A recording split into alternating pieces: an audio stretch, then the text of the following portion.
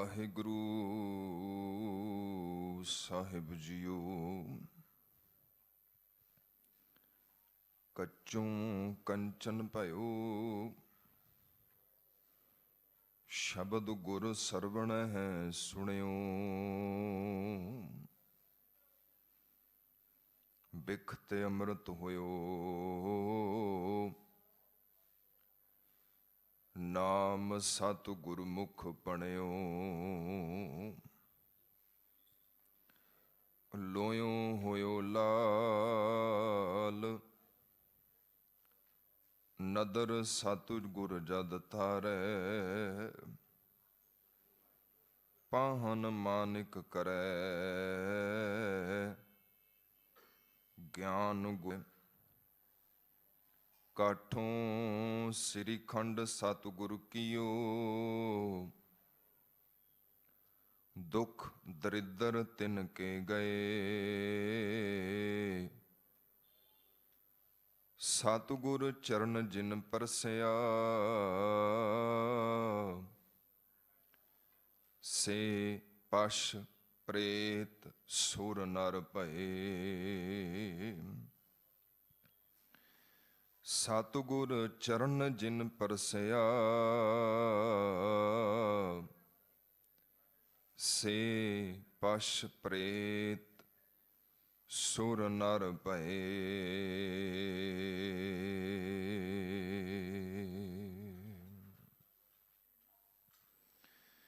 गुरु गरीब निवाज चवर छतर तख्त दे मालक ज्ञान दे महान सोमे ज्ञान गुरु शब्द गुरु शब्द गुर पीरा गहर गंभीरा बिन शब्द जग बौरानंग। हलत पलत दे रखियक सर्ब सांझीवालता दे प्रतीक मनुखता दे रहबर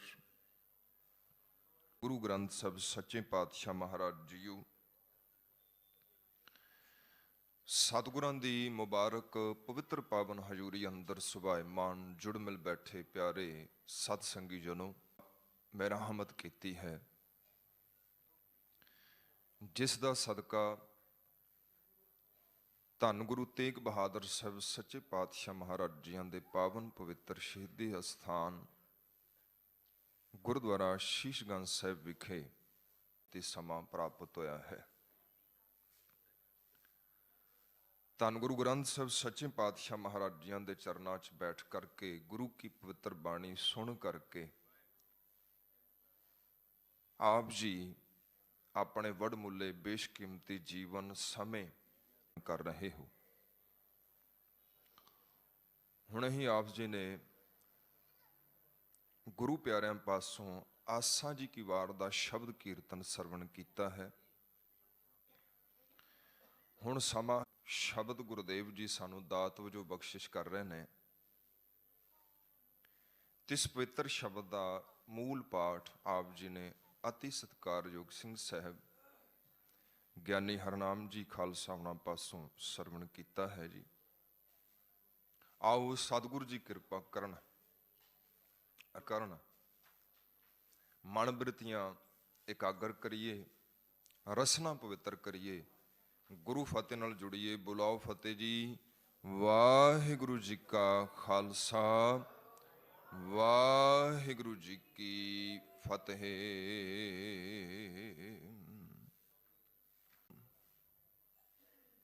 तरन तारन राम राया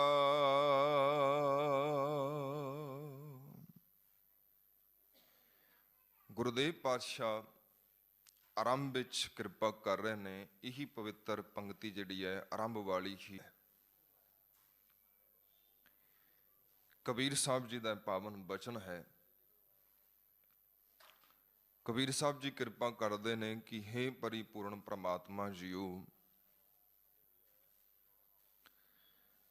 तुहाडा सुभाव ऐसा है वो तुहाडे अंदर नहीं है। दूसरा तुहाडा सुभाव ऐसा है कि तुसी ਸੰਸਾਰ ਤੇ ਤਰਸ ਕਰਦੇ ਹੋ,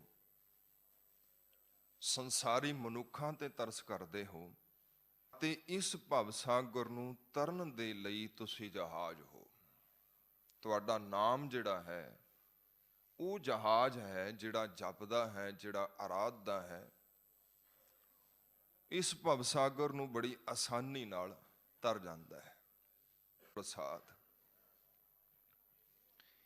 ਇਹਨਾਂ ਦੋਨਾਂ ਦਾ ਹੀ ਸਾਡੀ ਜ਼ਿੰਦਗੀ ਦੇ ਅੰਦਰ ਬਹੁਤ ਹੀ ਗਹਿਰਾ ਮਹੱਤਵ ਹੈ। ਔਰ ਇਹ ਦੋਨੋਂ ਗੁਰ ਸਤਿਗੁਰ ਕਾ ਜੋ ਸਿੱਖ ਆਖਾਏ, ਸੋ ਭਲਕੈ ਉਠ ਹਰਿ ਨਾਮ ਧਿਆਵੈ, ਉਦਮ ਕਰੇ ਭਲਕੇ ਪ੍ਰਭਾਤੀ, ਇਸ਼ਨਾਨ ਕਰੇ ਅੰਮ੍ਰਿਤਸਰ ਨਾਵੈ। ਗੁਰੂ ਕਾ ਸਿੱਖ ਜਿਹੜਾ ਹੈ ਉਹ ਦਿਨ ਦੀ ਆਰੰਭਤਾ ਹੀ ਉਦਮ ਤੋਂ ਕਰਦਾ ਹੈ, ਔਰ ਸਾਰਾ ਦਿਨ ਉਹ ਇੱਕ ਉਦਮੀ ਬਣ ਕੇ ਜਾਂਦਾ ਹੈ। ਸਿੱਖ ਦੇ ਜੀਵਨ ਦੇ ਅੰਦਰ ਗੁਰਮੁਖ ਪਿਆਰਿਓ ਕਦੀ ਵੀ ਤੁਹਾਨੂੰ ਆਲਸ ਨਹੀਂ ਦਿਖਾਈ ਦੇਗਾ, ਔਰ ਉਦਮ ਦੇ ਜ਼ਰੀਏ ਬਹੁਤ ਕੁਝ ਪ੍ਰਾਪਤ ਕੀਤਾ ਜਾ ਸਕਦਾ ਹੈ। ਕਿ ਸਿਰਫ ਪ੍ਰਯਾਸ ਨਾਲ ਗੱਲ ਨਹੀਂ ਬਣਦੀ, ਕਿਉਂਕਿ ਪ੍ਰਯਾਸ ਨਾਲ ਬਹੁਤ ਕੁਝ ਪ੍ਰਾਪਤ ਕੀਤਾ ਜਾ ਸਕਦਾ ਹੈ। ਸਭ ਕੁਝ ਪ੍ਰਾਪਤ ਦਾ ਅਰਥ ਆਪ ਜੀ ਸਮਝਦੇ ਹੋ ਗੁਰੂ ਦੀ ਕਿਰਪਾ ਨਾਲ, ਗੁਰੂ ਦੀ ਬਖਸ਼ਿਸ਼ ਦੇ ਨਾਲ, ਗੁਰੂ ਦੀ ਮਿਹਰਮਤ ਦੇ ਨਾਲ। ਔਰ ਗੁਰੂ ਦੀ ਮਿਹਰਮਤ ਜਿਹੜੀ ਹੈ, ਤੁਹਾਡੇ ਕੋਲ ਦੋ ਚੀਜ਼ਾਂ ਹੋਣ। ਪਹਿਲਾ ਇਬਾਦਤ, ਪ੍ਰਮਾਤਮਾ ਦੀ ਬੰਦਗੀ, ਪ੍ਰਮਾਤਮਾ ਦੀ ਭਗਤੀ। ਅਗਰ ਤੁਸੀਂ ਚਾਹੁੰਦੇ ਹੋ ਗੁਰੂ ਦੀ ਕਿਰਪਾ ਮਿਲੇ, ਹੈ ਗੁਣ ਕਹਿ ਗੁਣੀ ਸਮਾਵਣਿਆ, ਉਹਦੇ ਗੁਣਾਂ ਦਾ ਜਸ ਕਰਨਾ, ਉਹਦੀ ਵਡਿਆਈ ਕਰਨੀ, ਉਹਦੀ ਇਬਾਦਤ ਕਰਨੀ, ਉਹਦੀ ਬੰਦਗੀ ਕਰਨੀ, ਉਹਦਾ ਭਜਨ ਕਰਨਾ, ਉਹਦਾ ਸਿਮਰਨ ਕਰਨਾ। ਦੇ ਲਈ ਵੀ ਦੋ ਚੀਜ਼ਾਂ ਜ਼ਰੂਰੀ ਨੇ। ਅਗਰ ਤੁਸੀਂ ਚਾਹੁੰਦੇ ਹੋ ਕਿ ਤੁਹਾਡੇ ਜੀਵਨ 'ਚ ਇਬਾਦਤ ਆਵੇ, ਬੰਦਗੀ ਆਵੇ, ਉਹਦੇ ਲਈ ਵੀ ਤੁਹਾਡੇ ਕੋਲ ਦੋ ਚੀਜ਼ਾਂ ਹੋਣੀਆਂ ਬਹੁਤ ਲਾਜ਼ਮੀ ਨੇ, ਬੜੀਆਂ ਜ਼ਰੂਰੀ ਨੇ। ਪਹਿਲਾ ਗੁਰਮੁਖ ਪਿਆਰਿਓ ਪ੍ਰੀਤ, ਤੇ ਦੂਜਾ ਸਮਰਪਣ। ਅਗਰ ਤੁਹਾਡੇ ਕੋਲੇ ਦੋ ਚੀਜ਼ਾਂ ਨੇ, ਪ੍ਰੀਤ ਹੈ ਤੇ ਸਮਰਪਣ ਹੈ, ਫਿਰ ਤੁਸੀਂ ਇਬਾਦਤ ਕਰਦੇ ਹੋ। ਅਗਰ ਤੁਹਾਡੇ ਕੋਲ ਇਬਾਦਤ ਹੈ ਤੇ ਤੁਹਾਡੇ ਕੋਲ ਗੁਰਪ੍ਰਸਾਦ ਹੈ, ਔਰ ਜੇਕਰ ਤੁਹਾਡੇ ਕੋਲ ਗੁਰਪ੍ਰਸਾਦ ਹੈ, ਇਹਦਾ ਅਰਥ ਹੈ ਕਿ ਸਾਰਾ ਕੁਝ ਤੁਹਾਡੇ ਪਾਸ ਹੈ, ਤੁਹਾਨੂੰ ਕਿਤੇ ਭਟਕਣ ਦੀ ਜ਼ਰੂਰਤ ਨਹੀਂ ਪਏਗੀ। ਗੁਰਪ੍ਰਸਾਦ ਹੀ ਸਭ ਕੁਝ ਹੈ, ਗੁਰੂ ਦੀ ਕਿਰਪਾ ਹੀ ਸਭ ਕੁਝ ਹੈ। ਹੁਣ ਦਿੱਕਤ ਇੱਥੇ ਹੈ ਕਿ ਸਮਰਪਣ ਜਿਹੜਾ ਹੈ ਉਹ ਉਨਾ ਸਮਾਂ ਨਹੀਂ ਹੁੰਦਾ ਜਿੰਨਾ ਸਮਾਂ, ਔਰ ਜਿੰਨਾ ਸਮਾਂ ਤੁਸੀਂ ਭੇਟ ਨਹੀਂ ਕਰਦੇ, ਉਨਾ ਸਮਾਂ ਪ੍ਰੇਮ ਤੁਹਾਡਾ ਗੁਰੂ ਦੇ ਦਰ ਤੇ ਪ੍ਰਵਾਨ ਨਹੀਂ ਚੜ੍ਹਦਾ। ਔਰ ਸਮਰਪਣ ਦੇ ਵਿੱਚ ਜਿਹੜੀ ਸਭ ਤੋਂ ਵੱਡੀ ਦਿੱਕਤ ਹੈ ਉਹ ਹੈ ਹੰਕਾਰ। ਜਿੰਨਾ ਸਮਾਂ ਹੰਕਾਰ ਹੈ, ਆਪਣਾ ਆਪਾ ਗੁਰੂ ਦੇ ਚਰਨਾਂ 'ਚ ਅਰਪਣ ਨਹੀਂ ਕਰ ਸਕਦੇ। ਔਰ ਕਬੀਰ ਸਾਹਿਬ ਜੀ ਨੇ ਅੱਜ ਦੇ ਇਸ ਪੂਰੇ ਸ਼ਬਦ ਦੇ ਅੰਦਰ ਹੀ ਹੰਕਾਰ ਦੀ ਗੱਲ ਕੀਤੀ ਹੈ, ਹਉਮੈ ਦੀ ਗੱਲ ਕੀਤੀ ਹੈ। ਜਿੰਨਾ ਸਮਾਂ ਹਉਮੈ ਹੈ, ਓਨਾ ਸਮਾਂ ਸਮਰਪਣ ਨਹੀਂ ਹੈ। ਭਗਤੀ ਨਹੀਂ ਹੈ, ਇਹਦਾ ਅਰਥ ਹੈ ਤੁਹਾਡੇ ਕੋਲ ਗੁਰਪ੍ਰਸਾਦ ਨਹੀਂ ਹੈ, ਔਰ ਗੁਰਪ੍ਰਸਾਦ ਨਹੀਂ ਹੈ, ਇਹਦਾ ਅਰਥ ਹੈ ਕਿ ਤੁਹਾਡੇ ਕੋਲ ਕੱਖ ਵੀ ਨਹੀਂ ਹੈਗਾ। ਤਾਂ ਇਹਦਾ ਅਰਥ ਕੀ ਹੈ ਕਿ ਸਭ ਤੋਂ ਪਹਿਲਾਂ ਸਾਨੂੰ ਆਪਣੇ ਜੀਵਨ ਚੋਂ ਹੰਕਾਰ ਨੂੰ ਕੱਢਣਾ ਪਏਗਾ, ਹਉਮੈ ਨੂੰ ਇੱਕ ਪਾਸੇ ਕਰਨਾ ਪਏਗਾ। ਔਰ ਗੁਰਮੁਖ ਪਿਆਰਿਓ, ਮੈਂ ਬੇਨਤੀ ਕੀਤੀ ਸੀ ਕਿ ਉਦਮ ਜ਼ਰੂਰੀ ਹੈ, ਯਤਨ ਜ਼ਰੂਰੀ ਹੈ। ਯਤਨ ਦੇ ਨਾਲ ਇੱਕ ਦਿੱਕਤ ਜੁੜੀ ਹੈ ਕਿ ਜੇਕਰ ਤੁਸੀਂ ਯਤਨ ਕਰਦੇ ਹੋ ਨਾ, ਕਿਤੇ ਨਾ ਕਿਤੇ ਤੁਹਾਡੇ ਮਨ ਦੇ ਅੰਦਰ, ਸੂਖਮ ਰੂਪ ਦੇ ਅੰਦਰ ਪੈਦਾ ਹੋ ਜਾਂਦਾ ਹੈ। ਯਤਨ ਕਰਨਾ ਬੁਰੀ ਗੱਲ ਨਹੀਂ ਹੈ, ਪ੍ਰਯਤਨ ਕਰਨਾ, ਉਦਮ ਕਰਨਾ ਬੁਰੀ ਗੱਲ ਨਹੀਂ ਹੈ, ਪਰ ਸੁਚੇਤ ਰਹਿਣਾ ਕਿ ਕਿਤੇ ਯਤਨ ਕਰਦੇ ਹਾਂ ਹੰਕਾਰ ਜਿਹੜਾ ਹੈ ਉਹ ਮੇਰੇ ਹਿਰਦੇ ਦੇ ਅੰਦਰ ਪ੍ਰਵੇਸ਼ ਨਾ ਕਰ ਜਾਏ। ਇਸ ਮਹਾਰਾਜ ਜੀ ਕਹਿੰਦੇ ਜਦੋਂ ਵੀ ਗੁਰੂ ਦੇ ਦਰ ਤੇ ਆਉਣਾ ਹੈ ਉਦੋਂ ਗੁਰੂ ਦੀ ਕਿਰਪਾ ਲੋੜ ਨਹੀਂ ਹੈ, ਗੁਰੂ ਦੀ ਬਖਸ਼ਿਸ਼ ਲੋੜ ਨਹੀਂ ਹੈ, ਆਪਣੇ ਯਤਨ ਨੂੰ ਪਾਸੇ ਰੱਖ ਦੇਣਾ। ਕਿਉਂਕਿ ਮਹਾਰਾਜ ਜੀ ਧੰਨ ਸਤਿਗੁਰੂ ਗੁਰੂ ਅਮਰਦਾਸ ਮਹਾਰਾਜ ਜੀ ਕਹਿੰਦੇ ਸਿਫਤ ਖਜ਼ਾਨਾ ਬਖਸ਼ ਹੈ। ਇਹ ਬਖਸ਼ਿਸ਼ ਹੈ, ਇਹ ਕਿਰਪਾ ਹੈ। ਬਿਨਾਂ ਕਿਰਪਾ ਤੋਂ ਇਹ ਸਿਫਤੋ ਸਲਾਹ ਦਾ ਖਜ਼ਾਨਾ ਸਾਡੇ ਪਾਸ ਨਹੀਂ ਆਉਂਦਾ। ਜਿਨ੍ਹਾਂ ਦੇ ਪਾਵਨ ਦਰ ਤੇ ਤੁਸੀਂ ਬੈਠੇ ਹੋ, ਧੰਨ ਗੁਰੂ ਤੇਗ ਬਹਾਦਰ ਸਾਹਿਬ ਸੱਚੇ ਪਾਤਸ਼ਾਹ ਮਹਾਰਾਜ, ਉਹ ਕਿਰਪਾ ਕਰਦੇ ਯਤਨ ਬਹੁਤ, ਪਰ ਜਿਹੜਾ ਮਨ ਦਾ ਮਾਣ ਹੈ, ਹੰਕਾਰ ਹੈ, ਹਉਮੈ ਹੈ, ਇਹ ਨਹੀਂ ਖਤਮ ਹੁੰਦਾ। ਗੁਰਮੁਖ ਪਿਆਰਿਓ, ਹਉਮੈ, ਵਿਚਾਰਵਾਨ ਸੱਜਣ ਕਹਿੰਦੇ ਹਉਮੈ ਦੇ ਦੋ ਰੂਪ ਨੇ।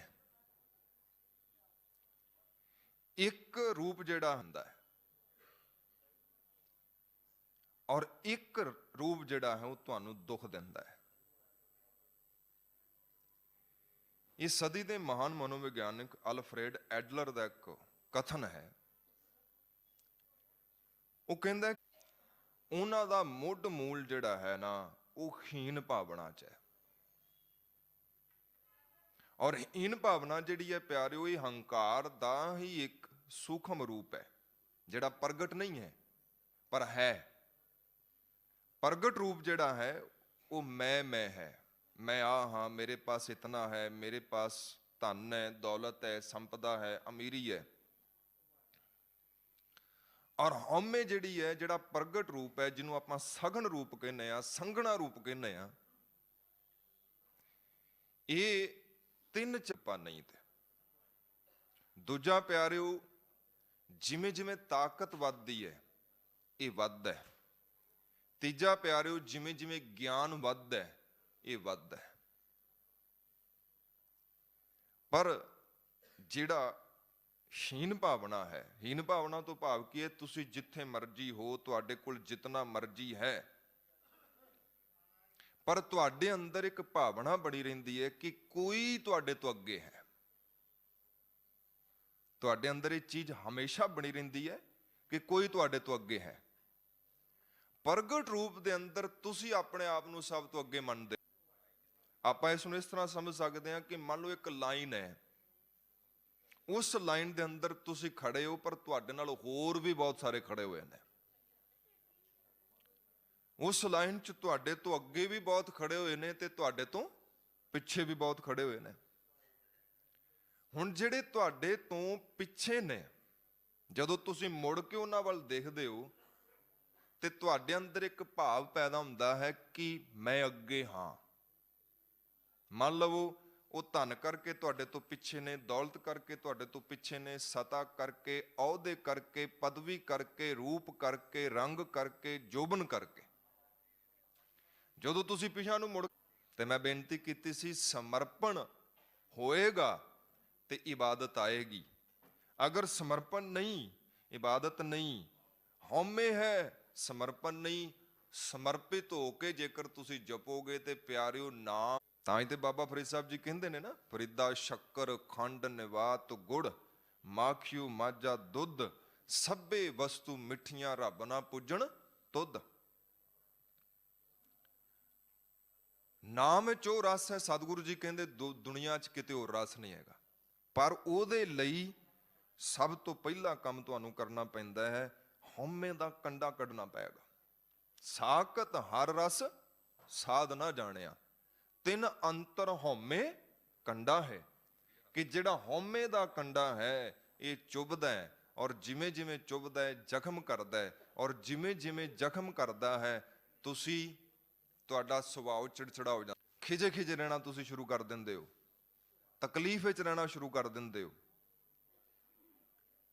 ਔਰ ਸਤਿਗੁਰੂ ਜੀ ਕਹਿੰਦੇ ਜਿਵੇਂ ਜਿਵੇਂ ਹੰਕਾਰ ਵਧੇਗਾ ਇਹ ਪੀੜਾ ਦੇਗਾ। ਜਿਵੇਂ ਪੈਰ 'ਚ ਜੁੱਤੀ 'ਚ ਕੰਡਾ ਹੋਵੇ, ਜਿਵੇਂ ਜਿਵੇਂ ਤੁਸੀਂ ਚੱਲਦੇ ਹੋ ਤਿਵੇਂ ਤਿਵੇਂ ਤੁਹਾਨੂੰ ਤਕਲੀਫ ਹੁੰਦੀ ਹੈ ਨਾ, ਇਸੇ ਤਰ੍ਹਾਂ ਗੁਰਦੇਵ ਜੀ ਜ਼ਖਮ ਨੂੰ ਕੁਰੇਦਦਾ ਹੈ, ਜ਼ਖਮ ਦੁਖੀ ਕਰਦਾ ਹੈ, ਪੀੜਾ ਦਿੰਦਾ ਹੈ, ਦਰਦ ਦਿੰਦਾ ਹੈ। ਔਰ ਇਸੇ ਤਰ੍ਹਾਂ ਹੀ ਹੰਕਾਰ ਨੂੰ ਵੀ ਕੁਰੇਦਿਆ ਜਾਂਦਾ ਹੈ। ਔਰ ਜਿਵੇਂ ਜਿਵੇਂ ਹੰਕਾਰ ਵੱਧਦਾ ਹੈ ਕੋਈ ਛਿਲ ਦਿੰਦਾ ਥੋੜਾ ਜਿਹਾ, ਤੇ ਘਰ ਦੇ ਜਿੰਨੇ ਵੀ ਝਗੜੇ ਨੇ ਪਿਆਰਿਓ, ਕਰੀਬਨ ਹਰੇਕ ਝਗੜਾ ਉਹਦੇ ਪਿੱਛੇ ਕੰਮ ਹੰਕਾਰ ਕਰਦਾ ਹੈ। ਥੋੜਾ ਜਿਹਾ ਧਿਆਨ ਦਿਆ ਜੇ। ਸਾਕਤ ਹਰ ਰਸ ਸਾਧ ਨਾ ਜਾਣਿਆ, ਤਿਨ ਅੰਤਰ ਹਉਮੈ ਕੰਡਾ ਹੈ। ਔਰ ਕਬੀਰ ਸਾਹਿਬ ਸੱਚੇ, ਅਬ ਤੁਮ ਹੋ ਹਮ ਨਾਹੀ। ਜਿੰਨੇ ਘਰ ਦੇ ਕਲੇਸ਼ ਨੇ, ਝਗੜੇ ਨੇ, ਉਹਨਾਂ ਦੇ ਪਿੱਛੇ ਹੰਕਾਰ ਕੰਮ ਕਰਦਾ ਹੈ। ਸੱਸ, ਪਰ ਅਸਲ ਮਾਇਨਿਆਂ ਦੇ ਅੰਦਰ ਨੂੰਹ ਨੂੰ ਇਸ ਗੱਲ ਦਾ ਪਤਾ ਨਹੀਂ ਕਿ ਸੱਸ ਪਰੇਸ਼ਾਨੀ ਨਹੀਂ, ਪਰੇਸ਼ਾਨੀ ਮੇਰਾ ਹੰਕਾਰ ਹੈ। ਔਰ ਇਸ ਗੱਲ ਦਾ ਸੱਸ ਨੂੰ ਵੀ ਗਿਆਨ ਨਹੀਂ ਹੈਗਾ ਕਿ ਨੂੰਹ ਪਰੇਸ਼ਾਨੀ ਨਹੀਂ ਹੈਗੀ, ਪਰੇਸ਼ਾਨੀ ਮੇਰਾ ਹੰਕਾਰ ਹੈ। ਪਤੀ ਨੂੰ ਲੱਗਦਾ ਹੈ ਕਿ ਜਿੰਨੀ ਵੀ ਪਰੇਸ਼ਾਨੀ ਹੈ ਇਹ, ਪਰ ਹੁਣ ਪਤੀ ਨੂੰ ਕੌਣ ਸਮਝਾਏ ਕਿ ਤੇਰਾ ਹੰਕਾਰ ਹੀ ਇੰਨਾ ਵੱਡਾ ਹੋ ਗਿਆ ਕਿ ਛੋਟੀ ਜੀ ਗੱਲ ਤੈਨੂੰ ਪਿੰਚ ਕਰ ਜਾਂਦੀ ਹੈ। ਔਰ ਇਸੇ ਤਰ੍ਹਾਂ ਪਤਨੀ ਨੂੰ ਵੀ ਲੱਗਦਾ ਹੈ ਕਿ ਦੁੱਖ ਪਤੀ ਦਾ ਹੈ, ਪਰ ਅਸਲ ਮਾਇਨਿਆਂ ਦੇ ਅੰਦਰ ਉਹ ਵੀ ਇਹ ਗੱਲ ਨਹੀਂ ਜਾਣਦੀ ਕਿ ਦੁੱਖ ਪਤੀ ਦਾ ਨਹੀਂ, ਦੁੱਖ ਹੰਕਾਰ ਦਾ ਹੈ। ਹੰਕਾਰ ਪਿਆਰਿਓ ਇੰਨੀ ਵੱਡੀ ਦਿੱਕਤ ਹੈ, ਇੰਨੀ ਵੱਡੀ ਪਰੇਸ਼ਾਨੀ ਹੈ ਨਾ, ਇਹ ਜਿਵੇਂ ਤੁਹਾਡੇ ਹਿਰਦੇ 'ਚ ਪ੍ਰਵੇਸ਼ ਕਰਦਾ ਹੈ, ਇਹ ਖੰਡ ਕਰਦਾ ਹੈ, ਟੁਕੜੇ ਕਰਦਾ ਹੈ। ਮਹਾਰਾਜ ਕਹਿ ਰਹੇ ਨੇ, ਜਬ ਹਮ ਹੋਤੇ ਤਬ ਤੁਮ ਨਾਹੀ, ਕਿ ਜਿੱਥੇ ਮੈਂ ਹੈ, ਪਤਨੀ ਕਹਿੰਦੀ ਹੈ ਵੀ ਮੈਂ ਹੀ ਆ, ਫਿਰ ਪਤੀ ਲਈ ਕੋਈ ਥਾਂ ਨਹੀਂ। ਜੇਕਰ ਨੂੰਹ ਕਹਿੰਦੀ ਹੈ ਕਿ ਮੈਂ ਹੀ ਆ, ਫਿਰ ਸੱਸ ਦੇ ਲਈ ਕੋਈ ਥਾਂ ਨਹੀਂ।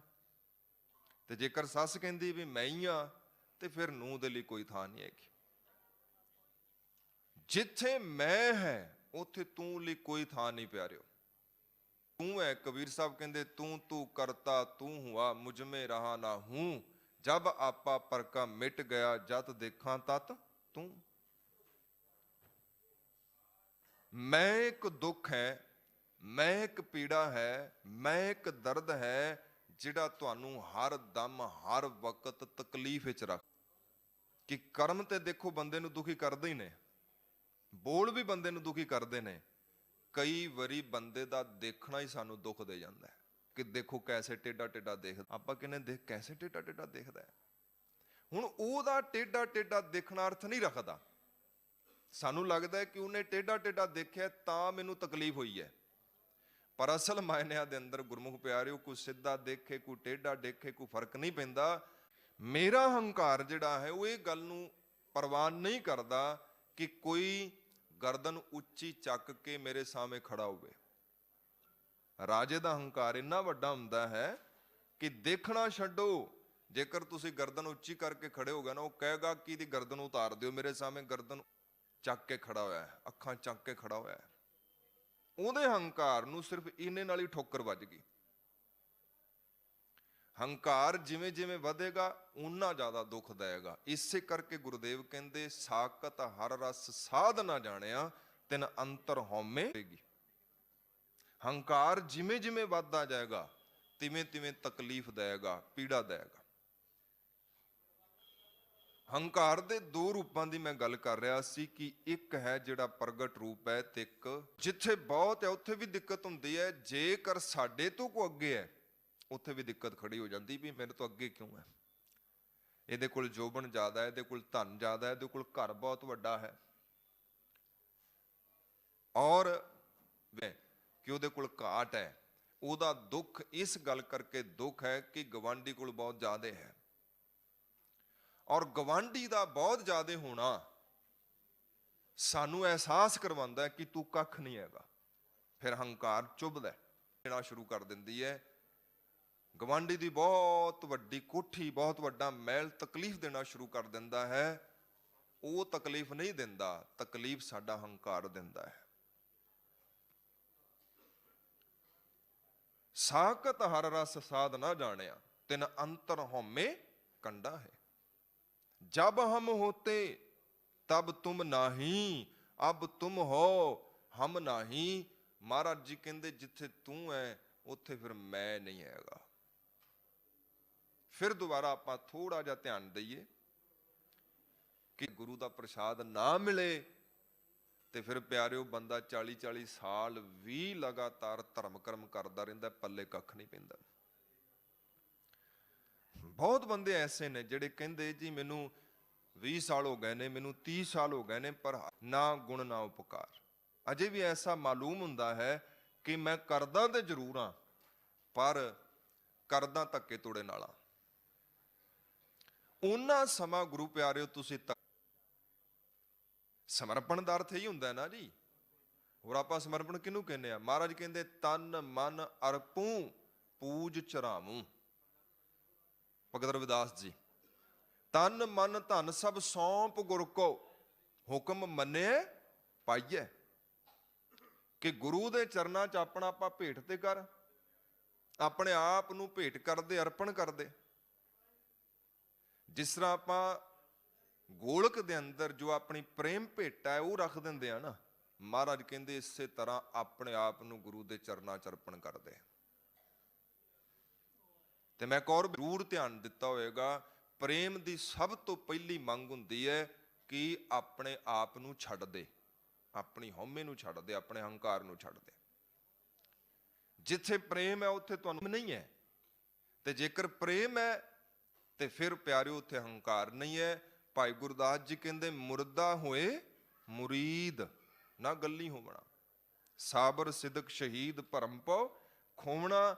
ਜਿਨ੍ਹਾਂ ਨੇ ਆਪਣੇ ਧੰਨ ਗੁਰੂ ਤੇਗ ਬਹਾਦਰ ਸਾਹਿਬ ਸੱਚੇ ਪਾਤਸ਼ਾਹ ਮਹਾਰਾਜ ਜੀ ਦੀ ਸ਼ਹਾਦਤ ਤੋਂ ਪਹਿਲਾਂ ਭਾਈ ਸਤੀ ਦਾਸ, ਭਾਈ ਮਤੀ ਦਾਸ, ਭਾਈ ਦਿਆਲਾ ਜੀ ਨੂੰ ਸ਼ਹੀਦ ਕੀਤਾ ਗਿਆ।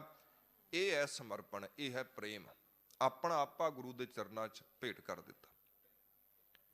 ਧੰਨ ਬਾਬਾ ਲਹਿਣਾ ਜੀ ਜਿਸ ਮਹਾਰਾਜ ਜੀ ਦੇ ਦਰ ਤੇ ਆਏ ਸਨ, ਉਸੇ ਦਿਨ ਬਾਬਾ ਲਹਿਣਾ ਜੀ ਨੇ ਮਹਾਰਾਜ ਦੇ ਚਰਨਾਂ 'ਚ ਆਪਣੇ ਆਪ ਨੂੰ ਭੇਟ ਕਰ ਦਿੱਤਾ ਸੀ। ਹੁਣ ਗੁਰੂ ਕੈ ਦਿਨ ਤੇ ਦਿਨ ਹੈ, ਗੁਰੂ ਕੈ ਰਾਤ ਤੇ ਰਾਤ ਹੈ, ਗੁਰੂ ਕੈ ਉੱਠ ਜਾ ਤੇ ਮੈਂ ਉੱਠ ਜਾਣਾ, ਗੁਰੂ ਕੈ ਬੈਠ ਜਾ ਤੇ ਮੈਂ ਬੈਠ ਜਾਣਾ। ਉੱਥੇ ਫਿਰ ਇੱਛਾ ਗੁਰੂ ਦੀ, ਮਰਜ਼ੀ ਗੁਰੂ ਦੀ, ਜਿਵੇਂ ਗੁਰੂ ਚਾਹੇ ਮੈਂ ਉਸੇ ਹਾਲ ਦੇ ਅੰਦਰ ਠੀਕ ਹਾਂ। ਉਲਾਹਣੋ ਨਾ ਮੈਂ ਕਾਹੂ ਦਿਓ ਮਨ ਮੀਠ ਤੁਹਾਰੋ ਕੀਓ। ਧੰਨ ਗੁਰੂ ਅਰਜਨ ਸੱਚੇ ਪਾਤਸ਼ਾਹ ਕਹਿੰਦੇ ਮੈਂ ਉਲਾਹਣਾ ਕਿਸੇ ਨੂੰ ਦਿੱਤਾ ਹੀ ਨਹੀਂ। ਤੇ ਪਿਆਰਿਓ ਸਾਡੀ ਜ਼ਿੰਦਗੀ 'ਚ ਉਲਾਹਣਿਆਂ ਤੋਂ ਬਿਨਾਂ ਕੁਝ ਮਿਲਦਾ ਹੀ ਨਹੀਂ। ਥੋੜਾ ਧਿਆਨ ਦਿਓ ਜੀ, ਸਾਡੀ ਜ਼ਿੰਦਗੀ 'ਚ ਉਲਾਹਣਿਆਂ ਤੋਂ ਬਿਨਾਂ ਕੁਝ ਨਹੀਂ ਹੈਗਾ। ਜਿਨ੍ਹਾਂ ਨੇ ਪ੍ਰੇਮ ਕੀਤਾ, ਜਿਨ੍ਹਾਂ ਨੇ ਸਮਰਪਣ ਕੀਤਾ, ਉਹਨਾਂ ਕੋਲ ਇੱਕ ਔਰ ਚੀਜ਼ ਹੁੰਦੀ ਹੈ ਪਿਆਰਿਓ, ਉਹ ਚੀਜ਼ ਗਵਾ ਗਿਲੇ, ਉਲਾਮੇ, ਸਾਰਾ ਦਿਨ ਉਲਾਮੇ। ਚੰਗਾ ਘਰ ਨਹੀਂ ਮਿਲਿਆ, ਚੰਗਾ ਪਰਿਵਾਰ ਨਹੀਂ ਮਿਲਿਆ, ਚੰਗਾ ਵਪਾਰ ਨਹੀਂ ਮਿਲਿਆ, ਚੰਗਾ ਸ਼ਹਿਰ ਨਹੀਂ ਮਿਲਿਆ, ਚੰਗਾ ਕਾਰੋਬਾਰ ਨਹੀਂ ਮਿਲਿਆ। ਇਹ ਕੀ ਹੈ? ਉਲਾਮੇ। ਕਿਹਨੂੰ ਦੇ ਰਹੇ ਆ? ਉਸੇ ਨੂੰ ਦੇ ਰਹੇ ਆ ਜਿਹਨੇ ਸਾਰਾ ਕੁਝ ਦਿੱਤਾ ਹੈ। 10 ਵਸਤੂ ਲੈ ਪਾਛੇ ਪਾਵੈ, ਏਕ ਬਸਤ ਕਾਰਨ ਬੇਖੋਟ ਗਵਾਵੈ, ਏਕ ਪੀਨਾ ਦੇ 10 ਪੀ ਹਿਰ ਲੈ। ਦੇਖੋ ਨਾ ਗੁਰਮੁਖ ਪਿਆਰਿਓ, ਗੁਰ ਨੂੰ ਧਿਆਨ ਨਾਲ ਸੁਣਿਓ, ਇਸ ਨੂੰ ਨੋਟ ਕਰ ਲਿਓ। ਇੱਕ ਬਚਨ ਧੰਨ ਗੁਰੂ ਨਾਨਕ ਸੱਚੇ ਪਾਤਸ਼ਾਹ ਮਹਾਰਾਜ ਜੀ ਦਾ ਰੋਜ਼ ਤੁਸੀਂ ਪੜ੍ਹਦੇ ਹੋ। ਅਗਰ ਉਹ ਬਚਨ ਸਾਡੀ ਸਮਝ 'ਚ ਪੈ ਜਾਏ, ਕਿਹੜਾ ਹੈ? ਹੁਕਮ ਰਜ਼ਾਈ ਚੱਲਣਾ, ਨਾਨਕ ਲਿਖਿਆ ਨਾਲ। ਅਸੀਂ ਪੜ੍ਹਦੇ ਜ਼ਰੂਰ ਹਾਂ, ਕੁਝ ਬਚਨ ਐਸੇ ਨੇ ਜਿਹੜੇ ਅਸੀਂ ਰੋਜ਼ ਪੜ੍ਹਦੇ ਹਾਂ, ਤੇ ਜਿਨ੍ਹਾਂ ਨੂੰ ਅਸੀਂ ਰੋਜ਼ ਪੜ੍ਹਨਾ ਸ਼ੁਰੂ ਕਰ ਦਿੰਦੇ ਆ ਨਾ, ਮਕੈਨੀਕਲੀ ਹੋ ਜਾਂਦੇ ਨੇ। ਮਹਾਰਾਜ ਜੋ ਕਹਿ ਰਹੇ ਨੇ ਉਹਨੂੰ ਸਮਝਦੇ ਨਹੀਂ। ਹੁਣ ਕਹਿਣ 'ਚ, ਸੁਣਨੇ 'ਚ ਸ਼ਬਦ ਬਹੁਤ ਵਾਰੀ ਆਉਂਦਾ ਹੈ, ਬਹੁਤ ਵਾਰੀ ਤੁਸੀਂ ਸੁਣਿਆ ਹੈ, ਹੁਕਮ ਰਜ਼ਾਈ ਚੱਲਣਾ, ਨਾਨਕ ਲਿਖਿਆ ਨਾਲ। ਪਿਆਰਿਓ ਇਹਦਾ ਅਰਥ ਕੀ ਹੈ? ਕਿ ਜਦੋਂ ਤੂੰ ਆਪਣੇ ਆਪ ਨੂੰ ਗੁਰੂ ਦੇ ਚਰਨਾਂ 'ਚ ਅਰਪਣ, ਔਰ ਇਸੇ ਚੀਜ਼ ਨੂੰ ਤੇ ਗੁਰਮੁਖ ਪਿਆਰਿਓ ਧੰਨ ਗੁਰੂ ਤੇਗ ਬਹਾਦਰ ਸਾਹਿਬ ਮਹਾਰਾਜ ਜੀ ਕਹਿੰਦੇ ਨਾ, ਜੋ ਨਰ ਦੁੱਖ ਮੈਂ ਦੁੱਖ ਨਹੀਂ ਮਾਨੈ, ਸੁਖ ਸਨੇ ਅਰ ਭੈ ਨਹੀਂ ਜਾਕੈ, ਕੰਚਨ ਮਾਟੀ ਮਾਨੈ। ਇਹ ਕੀ ਹੈ? ਇਹ ਅਸਲ ਮਾਇਨਿਆਂ ਦੇ ਅੰਦਰ ਸਮਰਪਣ ਦਾ ਹੀ ਇੱਕ ਰੂਪ ਹੈ। ਇਹ ਅਸਲ 'ਚ ਕੀ ਹੈ? ਹੁਕਮ ਰਜ਼ਾਈ ਚੱਲਣ ਦਾ ਹੀ ਇੱਕ ਰੂਪ ਹੈ। ਔਰ ਇਹ ਕਦੋਂ ਮਿਲਦਾ ਹੈ? ਤਨ ਮਨ ਅਰਪੋਂ ਪੂਜ ਚੁਰਾਵੋਂ, ਗੁਰ ਪ੍ਰਸਾਦ ਨਿਰੰਜਨ ਪਾਵੋਂ। ਇਹ ਸਮਰਪਣ ਨਾਲ ਮਿਲਦਾ ਹੈ। ਸਮਰਪਣ ਕਦੋਂ ਹੁੰਦਾ ਹੈ? ਜਦੋਂ ਤੁਸੀਂ ਆਪਣੇ ਹੰਕਾਰ ਨੂੰ ਛੱਡ ਦਿੰਦੇ ਹੋ। ਹੰਕਾਰ ਹੈ, ਸਮਰਪਣ ਨਹੀਂ ਹੋਏਗਾ। ਹੰਕਾਰ ਦਾ ਇੱਕੋ ਹੀ ਨਿਯਮ ਹੈ ਕਿ ਝੁਕਣਾ ਨਹੀਂ, ਝੁਕਣਾ ਨਹੀਂ। ਤੇ ਸਾਡੇ ਰਿਸ਼ਤੇ ਪਿਆਰਿਓ ਗਵਾਚਦੇ ਹੀ ਤਾਂ ਨੇ। ਉਹ ਗੁਰੂ ਨਾਲ ਰਿਸ਼ਤਾ ਹੋਵੇ, ਚਾਹੇ ਸੰਸਾਰ ਨਾਲ ਸਾਡਾ ਰਿਸ਼ਤਾ ਹੋਵੇ, ਉਹਦਾ ਗਵਾਚਣ ਦਾ ਇੱਕੋ ਕਾਰਨ ਹੈ ਕਿ ਮੈਂ ਝੁਕਦਾ ਨਹੀਂ। ਗੁਰੂ ਨਾਨਕ ਮਹਾਰਾਜ ਜੀ ਜਿੰਨੀ ਬੁਰਾਈ ਹੈ, ਜਿੰਨੇ ਔਗਣ ਨੇ, ਅਗਰ ਤੁਸੀਂ ਉਹਨਾਂ ਸਾਰਿਆਂ ਨੂੰ ਇਕੱਤਰ ਕਰ ਲਓ, ਇਕੱਠਿਆਂ ਕਰ ਲਓ ਔਰ ਉਹਨਾਂ ਨੂੰ ਰਿੜਕੋ, ਜਿੰਨੀ ਬੁਰਾਈ ਹੈ, ਜਿੰਨੇ ਔਗਣ ਨੇ, ਜਿੰਨੇ ਮਾੜੇ ਕਰਮ ਨੇ, ਸਾਰਿਆਂ ਨੂੰ ਇਕੱਤਰ ਕਰਕੇ ਰਿੜਕੋ, ਤੇ ਜਿਹੜਾ ਤੱਤ ਨਿਕਲੇਗਾ ਨਾ, ਉਹ ਹੋਏਗਾ ਹੰਕਾਰ, ਤੱਤ ਹੰਕਾਰ। ਤੇ ਫਿਰ ਮਹਾਰਾਜ ਜੀ ਕਹਿੰਦੇ ਦੁਨੀਆ ਦੇ ਜਿੰਨੇ ਗੁਣ ਨੇ ਉਹਨਾਂ ਨੂੰ ਵੀ ਇਕੱਤਰ ਕਰ ਲਓ ਔਰ ਉਹਨਾਂ ਨੂੰ ਵੀ ਮਥੋ। ਤੇ ਜਦੋਂ ਤੁਸੀਂ ਉਹਨਾਂ ਨੂੰ ਮਥੋਗੇ ਨਾ, ਤੇ ਜੋ ਨਿਕਲੇਗਾ, ਜੋ ਉਹਦਾ ਤੱਤ ਹੋਏਗਾ, ਜੋ ਸਾਰ ਹੋਏਗਾ, ਉਹ ਹੈਗਾ ਨਿਮਰਤਾ। ਮਿੱਠਤ ਨੀਵੀਂ ਨਾਨਕਾ ਗੁਣ ਚੰਗਿਆਈਆਂ ਤੱਤ, ਕਿ ਜਿੰਨੇ ਗੁਣ ਨੇ, ਜਿੰਨੀਆਂ ਚੰਗਿਆਈਆਂ ਨੇ, ਉਹਨਾਂ ਦਾ ਤੱਤ, ਉਹਨਾਂ ਦਾ ਸਾਰ ਨਿਮਰਤਾ ਹੈ। ਤੇ ਜਿੱਥੇ ਹੰਕਾਰ ਹੈ ਉੱਥੇ ਨਿਮਰਤਾ ਨਹੀਂ ਹੈ। ਮਹਾਰਾਜ ਇਹੀ ਤੇ ਕਹਿ ਰਹੇ ਨੇ, ਜਬ ਹੀ ਜਿੱਥੇ ਮੈਂ ਆ ਉੱਥੇ ਤੂੰ ਕਿੱਥੇ ਆ। ਉੱਥੇ ਕਿਸੇ ਲਈ ਥਾਂ ਨਹੀਂ ਹੈ,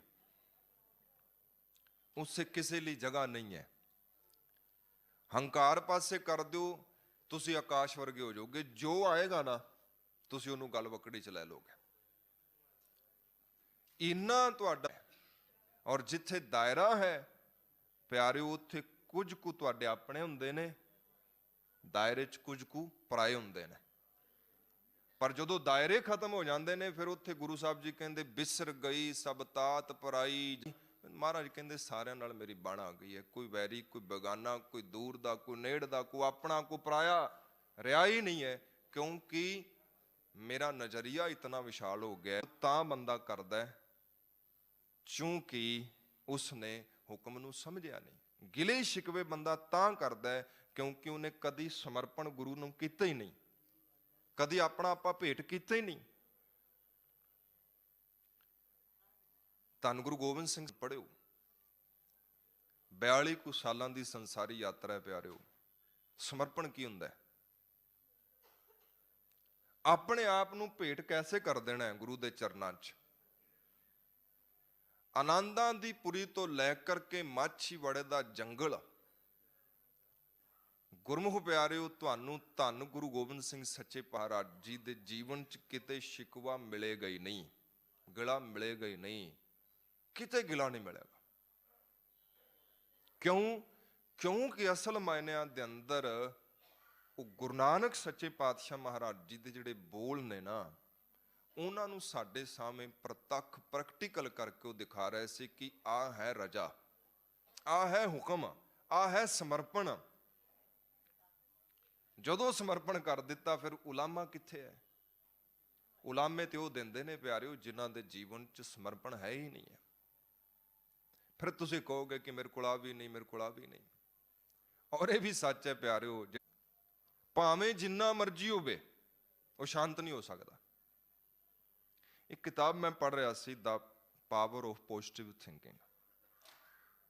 ਉਹਦਾ ਲਿਖਾਰੀ ਕਹਿੰਦਾ ਕਿ ਉਹਨੇ ਆਪਣੀ ਹੱਡਬੀਤੀ ਉਸ 'ਚ ਲਿਖੀ ਹੈ। ਕਹਿੰਦਾ ਕਿ ਮੈਂ ਯਾਤਰਾ ਕਰਦਾ, ਕਹਿੰਦਾ ਜਿਹੜੀ ਉਹਦੀ ਮਿਸਿਸ ਸੀ, ਉਹਦੀ ਪਤਨੀ ਸੀ, ਉਹਦੇ ਪਹਿਰਾਵੇ ਤੋਂ ਲੱਗਦਾ ਸੀ ਕਿ ਬੜੀ ਅਮੀਰ ਔਰਤ ਹੈ, ਪੈਸੇ ਵਾਲੀ ਔਰਤ ਹੈ, ਬਹੁਤ ਕੁਝ ਹੈ ਇਹਦੇ ਕੋਲ।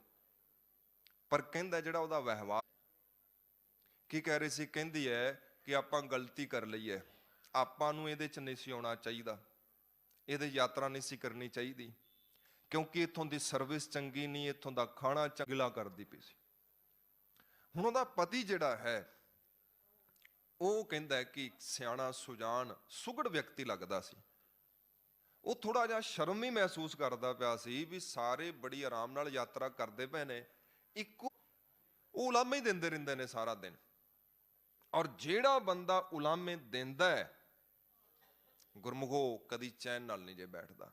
ਹੁਣ ਆਪਾਂ ਦੇਖਣਾ ਕਿ ਆਪਾਂ ਉਲਾਮੇ ਦੇਣੇ ਨੇ ਕਿ ਰਜਾ 'ਚ ਰਹਿ ਕੇ ਆਪਣੇ ਆਪ ਨੂੰ ਸਮਰਪਿਤ ਕਰਕੇ ਗੁਰੂ ਦੀ ਹੁਕਮ ਤੇ ਗੁਰੂ ਦੀ ਰਜਾ ਨੂੰ ਪ੍ਰਵਾਨ ਕਰਨਾ।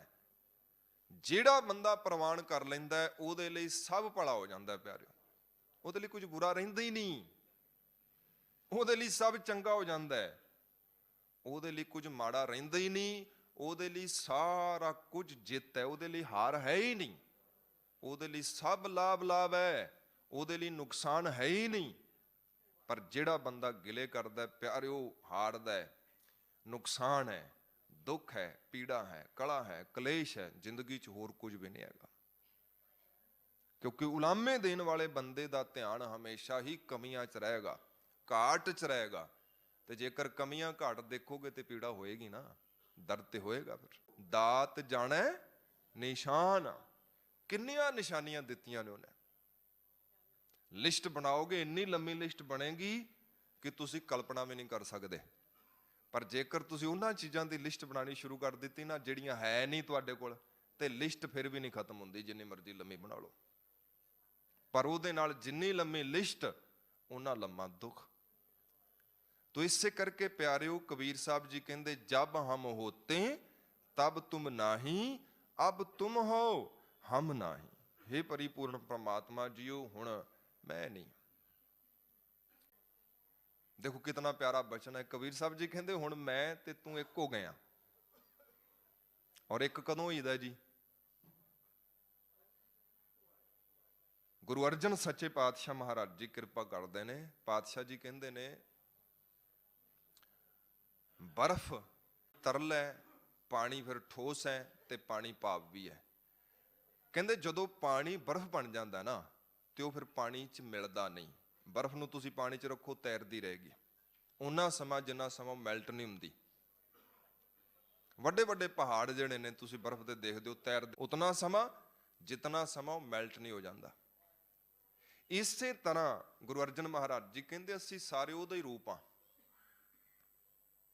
गुरु तेग बहादुर साहब महाराज कहते, बाहर भीतर एको जानो। ये साडे अंदर भी हो, साडे बाहर भी हो। पर दिक्कत यह है, कठोरता इन्नी वध गई है कि असी पानी च रह के भी पानी च नहीं मिल पा रहे। किवें मिलांगे?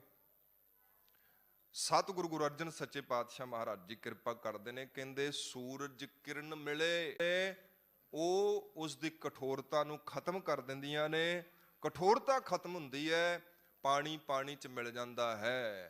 ਇਸੇ ਤਰ੍ਹਾਂ ਸੂਰਜ ਦੀਆਂ ਕਿਰਨਾਂ, ਗੁਰੂ ਦੇ ਗਿਆਨ ਦੀਆਂ ਕਿਰਨਾਂ, ਗੁਰੂ ਦੇ ਸ਼ਬਦ ਦੀਆਂ ਕਿਰਨਾਂ ਤੁਹਾਡੇ ਤੇ ਪੈਣਗੀਆਂ। ਹੰਕਾਰ ਰੂਪੀ ਕਠੋਰਤਾ ਖਤਮ ਹੋਵੇਗੀ, ਤੁਸੀਂ ਵੀ ਪਰਿਪੂਰਨ ਪ੍ਰਮਾਤਮਾ 'ਚ ਮਿਲ ਜਾਓਗੇ। ज्योति ज्योत रली संपूर्ण थिया राम, अब हम तुम एक भय हैं, एक देखत मन पतियाशी। महाराज जी कहते हुण मैं वो मेरी होछी मत जिहड़ी हउमे सी, हंकार सी, वो पासे हो गई। हुण एक हो गया, हुण तू तू करता तू हुआ। जब बुद्ध होती तब बल कैसा। जिन्ना समा प्यारियो मैं है, हंकार है, हौमे है, मेरी मत, मेरी समझ, मेरा ज्ञान, मेरा इलम है, महाराज जी कहते उन्ना समा आत्मक ज्ञान दा बल। मेरी मत, मेरी समझ, मेरा ज्ञान, मेरा इलम। और समर्पण च सब तो पहला ये चीज ही गुरु को रखनी है। जिन्ना समा तुसी अपनी मत नूं अपने कोल संभाल के रखदे हो, समर्पण नहीं जी हो सकता। तरीजै सिर दीजै कान ना कीजै। कहते जदों तू मेरे को आना है ना, अपनी मत नूं पासे रख के आवीं। जिहड़ा बंदा दिमाग दे तल ते जिउंदा वो प्रेम नहीं जे कर सकदा। कदी भी दिमाग ने प्रेम नहीं कीता।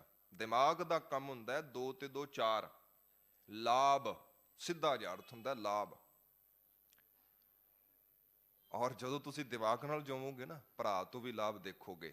इत्थों तक गुस्ताखी लई मुआफी, पत्नी तो भी लाभ देखोगे। होर माफी प्यारिओ, तुसीं बापू तो भी लाभ देखोगे। भी बापू तो लाभ की हो रहा है। किते रिश्तेदारी च जाओगे, उत्थे भी देखोगे बच्चों नूं दिता की इन्हां ने, तैनूं की दिता इन्हां ने। पत्नी नूं कई वारी पति कहंदा कि इन्हें दिता की है तैनूं, आपां इन्ना कुछ दे के आए, इन्हें की दिता तैनूं, बाजार बना दिता। क्यों? क्योंकि दे मैं उत्थे बंदा दिमाग दे नहीं सुनदा, उत्थे दिल दी सुनदा। फिर इसलिए प्यारिओ दिमाग नूं बाजार च रखो, परिवार च ना लैके आओ। परिवार च सिर्फ दिल होना चाहिए, हिरदा होना चाहिए। और जदों गुरु कोल आओ, गुरुदेव कहंदे इत्थे आके कहना तू समर्थ वड्डा, मेरी मत थोड़ी राम। इत्थे किस तरह आउणा है? सहस सियाणपा लख होए, तां इक ना चले नाल। ਇੱਥੇ ਸਾਰੀਆਂ ਸਿਆਣਪਾਂ ਪਾਸੇ ਰੱਖ ਦੇਣੀਆਂ ਨੇ। ਸੱਚੇ ਪਾਤਸ਼ਾਹ ਮੇਰੇ ਕੋਲ ਕੋਈ ਸਿਆਣਪ ਨਹੀਂ, ਕੋਈ ਸਮਝ ਨਹੀਂ, ਕੋਈ ਇਲਮ ਨਹੀਂ। ਮਹਾਰਾਜ ਕਹਿੰਦੇ ਜਦੋਂ ਬੁੱਧ ਹੈ ਫਿਰ ਆਤਮਕ ਬਲ ਨਹੀਂ, ਅਬ ਬੁੱਧ ਬਲ ਨਾ ਖਟਾਈ। ਤੇ ਜਦੋਂ ਮਹਾਰਾਜ ਕਿਰਪਾ ਕਰ ਦਿੰਦਾ ਹੈ ਫਿਰ ਮਤ ਪਾਸੇ ਹੋ ਗਈ, ਸਮਝ ਪਾਸੇ ਹੋ ਗਈ, ਗਿਆਨ ਪਾਸੇ ਆਣੇ। ਕਹੇ ਕਬੀਰ ਬੁੱਧ ਹਰ ਲਈ ਮੇਰੀ, ਬੁੱਧ ਬਦਲੀ ਸਿੱਧ ਪਾਈ। ਅਖੀਰ ਵਿੱਚ ਇਸ ਪਾਵਨ ਸ਼ਬਦ ਦੇ ਕਬੀਰ ਸਾਹਿਬ ਜੀ ਕਹਿੰਦੇ ਨੇ ਕਿ ਹੁਣ ਰਹਿਮਤ ਹੋ ਗਈ, ਤਰਸ ਹੋ ਗਿਆ। ਗੁਰੂ ਨੇ ਹੁਣ ਗੁਰੂ ਨੇ ਮੈਨੂੰ ਮੱਤ ਦਿੱਤੀ ਹੈ, ਸਮਝ ਦਿੱਤੀ ਹੈ, ਗਿਆਨ ਦਿੱਤਾ ਹੈ। ਕਿਹੜਾ ਗਿਆਨ ਦਿੱਤਾ ਹੈ? ਉਹ ਗਿਆਨ ਦਿੱਤਾ ਹੈ ਤਨ ਮਨ ਅਰਪੂੰ ਪੂਜ ਚਰਾਮੂੰ, ਗੁਰ ਪ੍ਰਸਾਦ ਨਰੰਜਨ ਪਾਮੂੰ। ਪਿਆਰੋ ਆਰੰਭ ਵਿੱਚ ਮੈਂ ਗੁਰ ਪ੍ਰਸਾਦ ਮਿਲਦਾ ਹੈ ਇਬਾਦਤ ਨਾਲ, ਤੇ ਇਬਾਦਤ ਮਿਲਦੀ ਹੈ ਦੋ ਚੀਜ਼ਾਂ ਦੇ ਨਾਲ। ਤੁਹਾਡਾ ਸਮਰਪਣ ਹੋ ਜਾਏਗਾ, ਸਮਰਪਣ ਹੋ ਗਿਆ ਤੇ ਗੁਰੂ ਦਾ ਪ੍ਰਸਾਦ ਮਿਲ ਜਾਏਗਾ।